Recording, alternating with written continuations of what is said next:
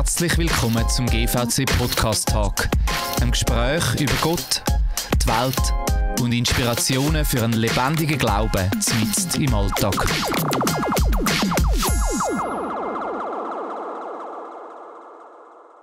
Ganz herzlich willkommen zum GVC Podcast Family und Glaube.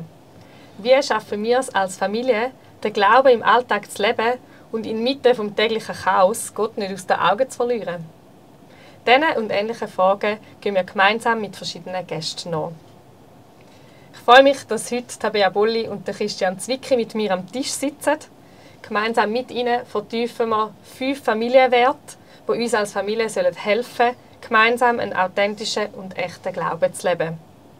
Heute geht es um den Wert, den Kreis erweitern.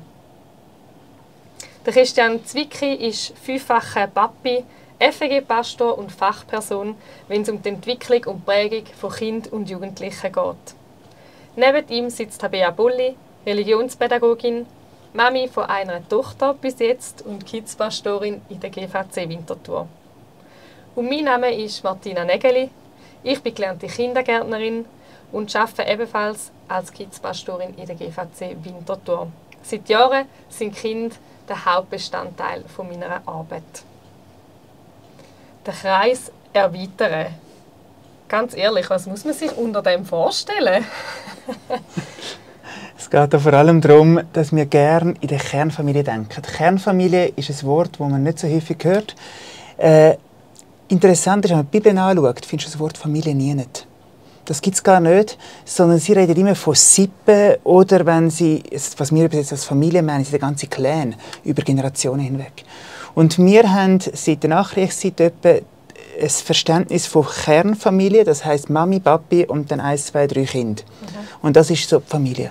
Und der Kreis ist grundsätzlich nicht die Idee von Gott, dass man dort drin nur den Glauben lebt. Sondern der Glaube muss wie erweitert werden. Darum eben, der Kreis muss erweitert werden. Wir sind geschaffen, um in einem grösseren Umfeld den Glauben zu leben und die Kinder brauchen das ganz dringend. Das klingt spannend. Wie sieht das bei euch aus als Family? Ihr seid ja auch schon recht eine grosse Kernfamilie, wenn man das so darf sagen, eindeutig, oder? Ja. Mit 5 Kids. Muss man da überhaupt noch den Kreis erweitern? Der Bedarf ist im ersten Moment gefühlt nicht gleich. Weil ja, das stimmt, die jüngste Tochter die kann mit der älteren Tochter umeinander spielen, wenn sie mit Mami und Papa nicht zufrieden ist oder dort etwas fragen oder Brüder etc. Es macht es in dem Sinn einfacher, das fängt schon mehr an zu spielen. Aber gleich haben wir eine Familienkultur. Wir haben eine Art, wie wir den Glauben leben. Das ist so wie miteinander entstanden und gewachsen. Und unsere Kinder brauchen eine Vielfalt von Glauben. Sie müssen wie merken, aha, man kann den Glauben auch so verstehen, man kann auch so mit Gott umgehen. Und das brauchen sie außerhalb unserer Familie als Ergänzung zu dem, was wir sind. Mhm. Wie siehst du das, Tabea? Du hast noch eine jüngere Tochter, gell? Ja, wie sieht das bei euch aus im Alltag? Leben die Beziehungen außerhalb der Familie? Ja, bei mir ist es jetzt wahrscheinlich noch nicht so mega wichtig, dass der Kreis schon erweitert ist. Wir haben grosse Herkunftsfamilien auf beiden Seiten, gläubige Grosseltern, wo sie auch Cousins, die gläubig sind. Sie haben viele gläubige Leute um sich herum. Aber ich denke schon auch, dass es wichtig ist, jetzt auch aufs Teenie-Alter rausgeschaut, dass wenn sie dann sich ein bisschen abnabeln von der Herkunftsfamilie, dass sie gleich auch noch Ansprechpersonen haben, um über den Glauben zu reden, der eben nicht mal mit der Papi oder der Onkel oder der Tante ist, sondern irgendjemand anderes. So habe ich es persönlich auch erlebt. Es hat mir sehr gut getan, dass ich auch noch andere, auch Erwachsene.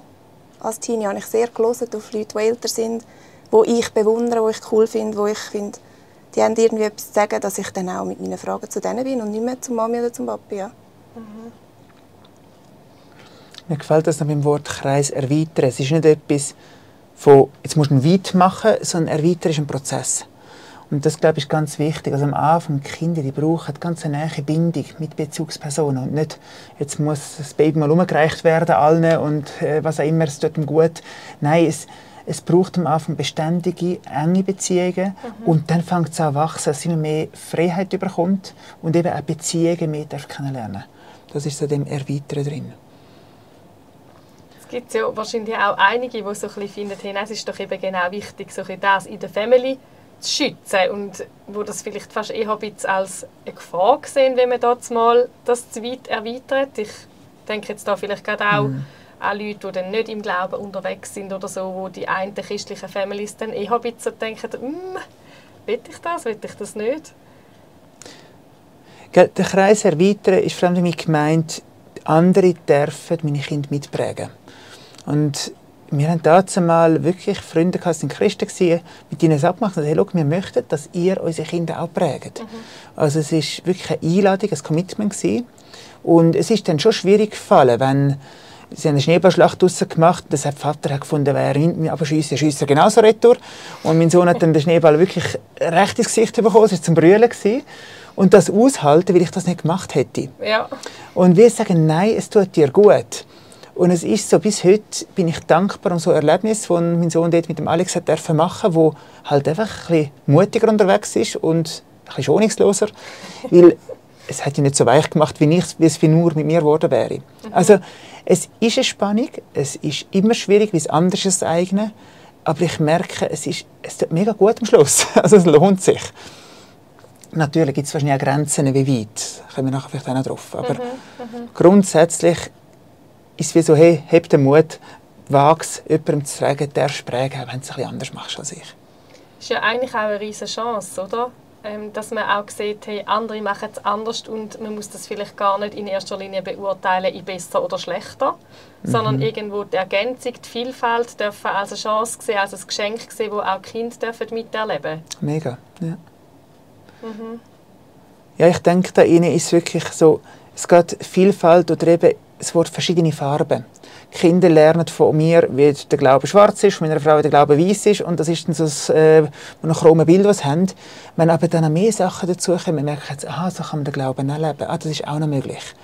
Und das ist das, was ich mir wünsche für die Kinder und merke, wie es gesund ist. Das ist der Grund, warum wir auch da... Also ja, vielleicht müssen wir reden, was ist eigentlich einen Kreis erweitern, wer gehört dazu? 1, 2 Beispiele aus unserem Alltag. Wir haben, als die Kinder klein waren, eine Nachbarin, eine Singlefrau. Und die hat ihm gesagt, du Christian, wenn du willst, ich kann schon gut am Abend ein Kind hüten. Weißt du, könnt ihr in den Ausgang gehen miteinander. Und ich habe mir gefunden, du hast doch keine Ahnung mit Kindern, kannst das nicht und so. Und, ich habe es nicht gesagt, natürlich, nur so gewirkt. Und immer so sehr gehemmt, ja, ich komme dann darauf zurück und so. Und dann ist es mehrmals so gegangen, zu sagen, wo gemacht, hey du, ihr mögt doch nicht mehr, so streng mit diesen Kids, wenn ihr nicht mal Pause, weißt du, einfach eure Zeit. Ich habe schon Lust, aber jetzt dir die Kinder geben, folgen die dir und all die Themen, gehen jetzt zeitig ins Bett. Und dann hat sie den Satz gesagt, der mir bis heute geblieben ist, und der hat mir gut, dass sie gesagt hat, weisst du, Christian, ich mache das nicht nur wegen dir und deinen Kindern, es tut auch mir gut. Ich habe Kinder, ich darf mit Kindern weg sein, und das habe ich sonst nicht. Und plötzlich habe ich geschnallt, hey, wenn ich meine Familie öffne, geht es gar nicht nur darum, dass meine Kinder dann noch abgeprägt werden, sondern wir sind als Familie für andere genauso sagen. Und das ist für mich so, hey, mache ich gerne. Und die haben es super gehabt, anders als ich es gemacht hätte, natürlich. Aber es ist bis heute eine ganz starke Beziehung geworden von ihr zu diesen 3 Kindern. Es ist eine ganz eindrückliche Sache, die da gewachsen ist. Schön, dass Sie das wie auch so können sagen, oder? Und euch ja. ein bisschen einen anderen Blick aufzeigen, dass Sie das eigentlich gerne machen. Jetzt nicht in erster Linie nur für euch, sondern auch zum selber irgendwo Teil sein von einer Familie oder vielleicht die Family so erleben, wie sie es nicht kennt hat. Und das ist schon das, was wir manchmal ein bisschen vergessen. Wir denken an uns und unsere Sorgen, unsere Familie und schnallen gar nicht, dass Gott uns in eine Gemeinschaft, in eine Gemeinde gestellt hat mit dieser Vielfalt. Gerade Grosseltern ist nicht das, was man nimmt. So, okay, wenn es nicht geht, holen wir Grosseltern dazu. Aber dass rundum auch viele andere Leute sind, die auch ein Teil sein können, der für uns ein Gewinn ist, der für die anderen ein Gewinn ist. Oder ein Sagen, das vergessen wir oft. Ja. Und ich bin froh, wenn es auch die rundum sagen und nicht nur die Kernfamilie, die sagen, komm, wir nehmen doch mal oder wir schauen mal miteinander. Ja. Ich habe letztens von einer Frau gehört, die gesagt hat, sie tut manchmal zum Brunch einladen und tut extra eine Singlefrau, eine Seniorin und eine Freundin von ihr mit Kind einladen. Oder einfach so eine lustige Truppe zusammenstellen und es gäbe die spannendsten Gespräche. Ja. Und dann dachte ich, ich wäre gar nicht auf die Idee gekommen, weil eben, du denkst dann, ich denke jetzt nur, wären auch Kinder im Alter von meinen Kindern. Und lassen die ein oder so. Wäre es möglichst homogen mit meiner Kultur. Aber dass du dann auch mehr lernst, eben, wenn du jemanden hast, wo Kinder schon aus dem Haus sind und kannst über das Thema reden. Oder, ja. Mir hat es gerade wieder Inspiration gegeben, um eben auch mal zu überlegen, gerade wenn ich so Einladungen mache, ja, das ist jetzt eine ganz praktische Möglichkeit, um verschiedene Leute an den Tisch zu bringen und zum ja, dass es auch ein bisschen spannender wird von den Thematiken, vom Blickwinkel, von der Lebenssituation. Ja, gell, Tabea, du kommst schon aus einer Familie, die eigentlich sehr eben den Kreis erweitert hat und immer wieder Leute bei sich zu Hause aufgenommen hat für eine längere Zeit. Wie hast du das erlebt als Kind und wie geht es dir jetzt mit dem? Ich habe letztens eben auch in einem Buch etwas Gutes gelesen. Familie soll sein wie eine offene Tür und wie eine zugehende Tür. Und als ich das erste Kapitel «Offene Tür» gelesen habe, hat es mir schon wieder ein bisschen abgelöst und dachte, nein, nicht noch mehr offen, weil ich habe als Kind immer vermisst, wir als Familie machen mal etwas. Oder ich hätte das noch mehr gebraucht oder gewünscht. Und eben bei uns war einfach die Tür so offen, die Leute sind gekommen, man ist einfach am Kühlschrank beim Essen. Man hat nicht gefragt, kann man bei euch essen? Es ist einfach normal, man kann bei uns am Tisch hocken. Also eigentlich schöne Gastfreundschaft, aber ich habe manchmal meine Gesichtsmaske machen als Teenie und auf dem Sofa sitzen, ohne dass irgendein Kollege vom Bruder oder irgendwie eine Freundin von meiner Mami oder ein Nachbar einfach auch noch hinschalpert.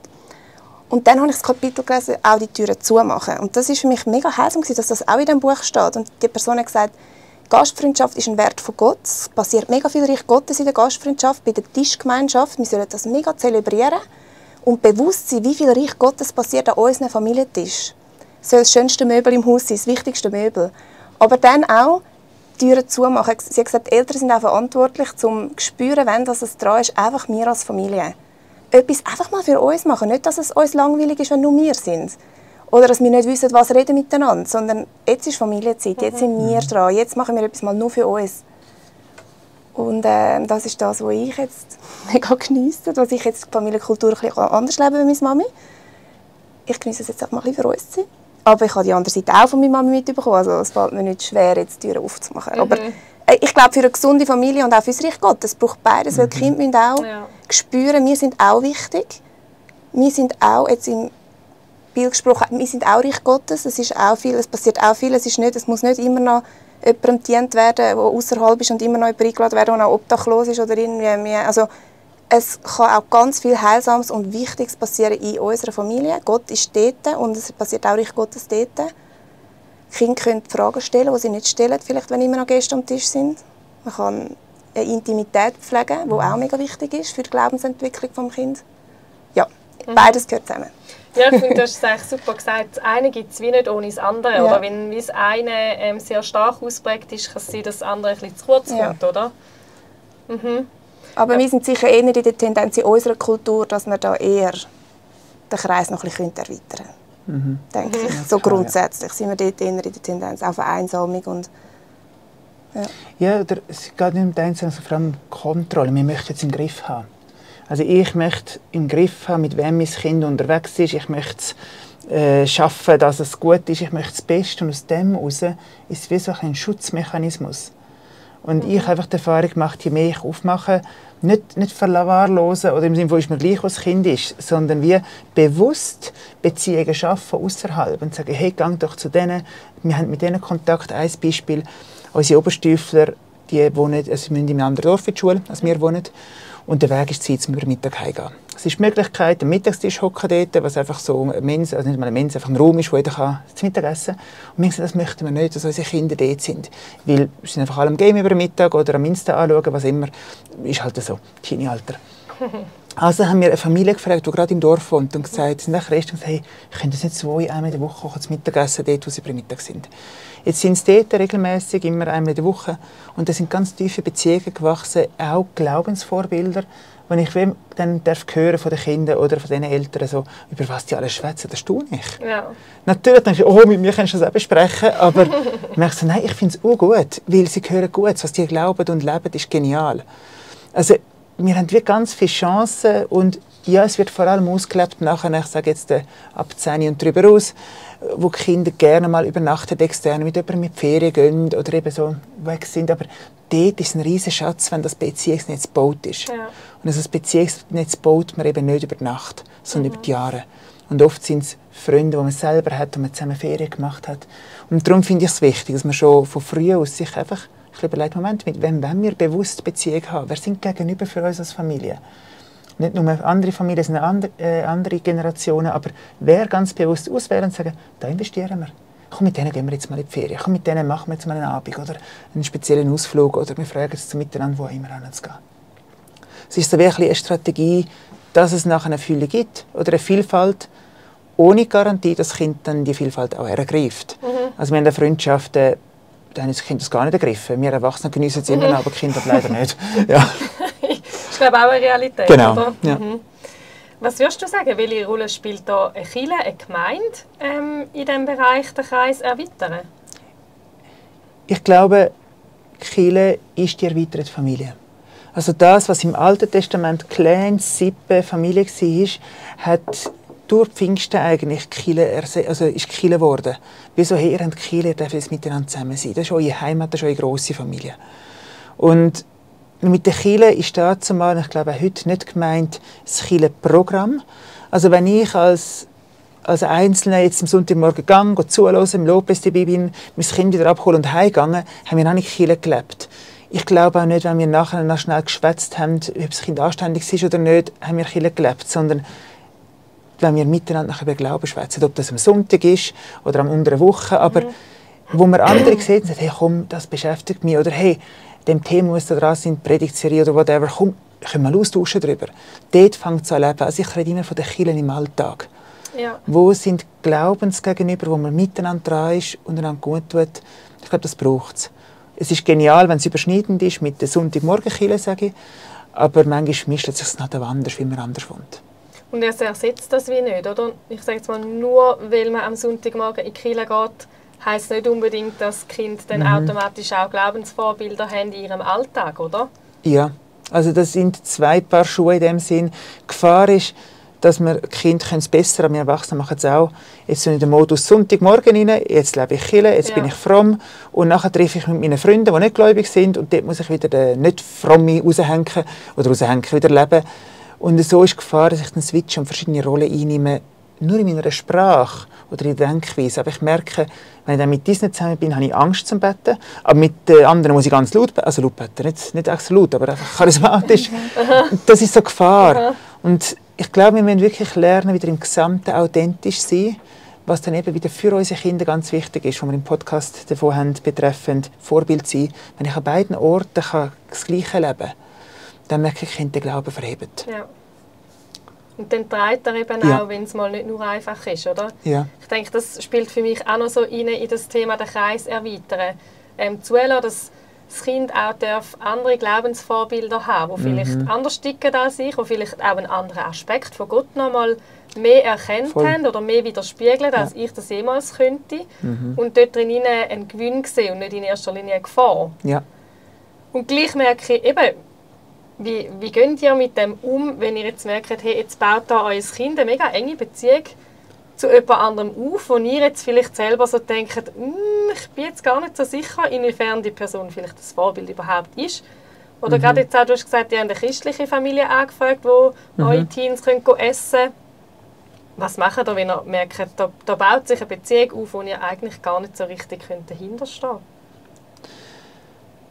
Also wir haben jetzt dort bei dieser Anfrage ganz bewusst etwas Christliches getan, weil wir gesagt haben, wir möchten, dass sie Zeit haben, um die christlichen Werte zu erleben. Einfach als Familie. Jetzt nicht, keine Ahnung, nicht müssen angepredigt werden oder etwas, sondern einfach die Kultur kennenlernen, wie man als Christ auch leben kann.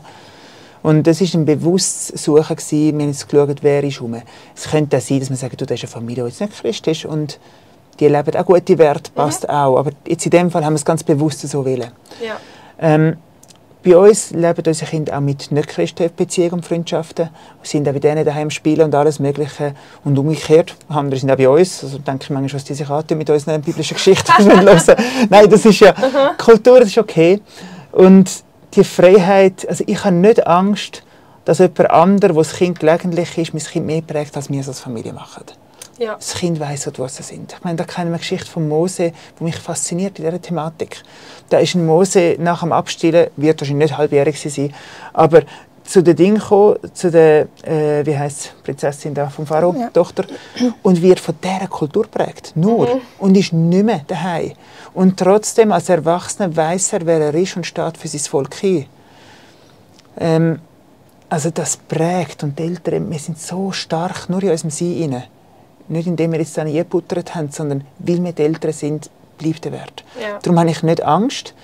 Und gleich gibt es ungesunde Beziehungen, das kann es geben. Ich nehme jetzt das Beispiel, nicht live erlebt, aber wenn jemand ein Kind hat, das irgendwo in die falsche Gruppe kommt, wo sie am Alk trinken sind, Jugendliche, also nicht Jugendliche, sondern Teenies, das ist das Problem dann. Oder irgendwo Gamer in eine Szene kommt oder etwas, das einfach ungesund ist. Dort würde ich persönlich oder wir als Eltern greifen dort schon ein. Aber nicht als Verbot, das nützt bei uns nicht viel, sondern viel mehr Optionen, Alternativen zu geben. Sagen, hey, was fasziniert dich daran? Und dann wie Sachen suchen, sagen, hey, komm, wir machen doch das mal noch ergänzend. Und ich erlebe, wie Kinder schnell merken, hey, das Bedürfnis dort ist ja, ich sage jetzt, ich bin dort, wie es immer Pizza gibt, merke ich, ja, da gibt es ja auch Pizza, wo ist das Problem? Oder bei denen gibt es auch Pizza. Es ist so, wie hören, was ist das Bedürfnis? Und dann schauen, wo kann man es an einem anderen Ort, in einem anderen Kontext genauso geben, und sagen, das ist gesünder für dich, das Umfeld. Das ist so der Weg, wie wir es im Moment leben. Du würdest so ein bisschen sagen, auch ansprechen, wenn ihr irgendwo das Gefühl habt, es entwickelt sich in eine ungute Richtung und eigentlich gar nicht so abhängig davon, sind sie jetzt Christen oder nicht, sondern wenn ihr irgendwo das Gefühl habt, oh, das tut dem Kind nicht gut, versuchen auch den Dialog zu suchen. Und das nicht erst ab Teenie-Jahren. Also das würde ich schon im Kindergartenalter machen, oder machen wir schon im Kindergartenalter. Natürlich ist eine andere Sprache und kannst nicht alles gleich nennen, aber man kann gleich mit den Kindern recht auf den Punkt kommen und sagen, du, macht das Spass, wenn ihr nur am Schiessgame machen sind, wie ist das und was. Einfach thematisieren, ohne, meine ich, müssen wir das Kind manipulieren. Ja. Also ich merke, die Kinder sind eigentlich durch die Werte, die wir geprägt haben, die wissen, was gut ist und was schlecht ist. Und sie wissen, dass es nicht so okay ist. Und wir da ansprechen, darüber reden und transparent sein, aber ihnen wie auch eine gewisse Freiheit geben in dem Rahmen, wo wir gehen und sagen, hey, entscheide dich, was passt da oder was ist gut. Gell, am Schluss hat es ja auch mit dem eigenen Gottvertrauen zu tun. Vertraue ich Gott, dass er mit meinem Kind einen Weg geht? Auch dort, wo ich es vielleicht dann eben nicht mehr in der Hand habe oder nicht unter Kontrolle habe. Ja. Auch dürfen für das einstehen und sich bewusst manchmal auch wieder zu entscheiden, hey, ja, ich lasse los im Vertrauen darauf, dass es meinem Kind nicht irgendwie wird langfristig schaden oder so. Das merke ich schon als Eltern. Also wir haben immer das Gefühl, es ist zu früh zum Loslassen. Ja, okay. Also die Tendenz ist ja, eigentlich schon, aber ich noch nicht jetzt. Auch da bin ich froh um einen erweiterten Kreis und Freunde, die ältere Kinder haben, wo ich darf lernen merke, aha, nein, es macht Sinn, da schon jetzt loszulassen oder das loszulassen. Oder auch sagen, nein, da viel Nähe geben und gleich loslassen. Das gibt es auch. Es ist so, ja, da drin irgendwo. Ja, wir kommen langsam zum Schluss. Wenn wir jetzt noch mal kurz zurückschauen auf das Thema, den Kreis erweitern und jemand von unseren Zuhörern würde sagen, hey, okay, ich merke, da möchte ich einen Schritt wagen. Wie fängt man da am besten an? Ich will vielleicht so, hey, tausche das Ehepaar mal aus, welche Familie würde euch gut tun oder welche Person würde euch gut tun oder eurem Kind gut tun. Und sagen, komm, laden wir mal ein, lernen wir kennen. Einfach so einen ersten Schritt und sagen, nimm ein Wunder, wer es ist. Und vielleicht entsteht etwas, vielleicht auch nicht, aber darf man ganz frei drin gehen. Das war jetzt auch mein erster Gedanke, einfach Leute einladen. Eben das Essen, finde ich, ist eine super Möglichkeit. Gemeinsam essen und schauen, was entsteht. Und ja, etwas anderes ist mir jetzt auch nicht gerade so, aber ausser eben einfach, dass man so steuern kann, dass man einfach mal jemanden einlädt. Cool, danke euch vielmals. Ich glaube, das ist ein cooler Gedanke, auch zum Mitnehmen, nicht darauf warten, bis vielleicht einem jemand anderes einlädt oder jemand anderes auf einem zukommt, sondern auch zu sagen, okay, wir machen so einen ersten Schritt und wir überlegen uns mal miteinander, mit dem könnte vielleicht auch etwas daraus entstehen und dann mal schauen, wie es dann rauskommt und nicht schon vorgefertigt irgendwie das Gefühl haben, genau so und so und so müsste es dann sein. Danke euch vielmals für eure Offenheit, danke auch unseren Zuhörerinnen und Zuhörern. Falls ihr gerne möchtet mehr zu diesen 5 Familienwerten wissen, dürft ihr auch sehr gerne in eine andere Episode reinklicken. Wir freuen uns immer, wenn ihr mit dabei seid und euch inspirieren lasst. Tschüss miteinander!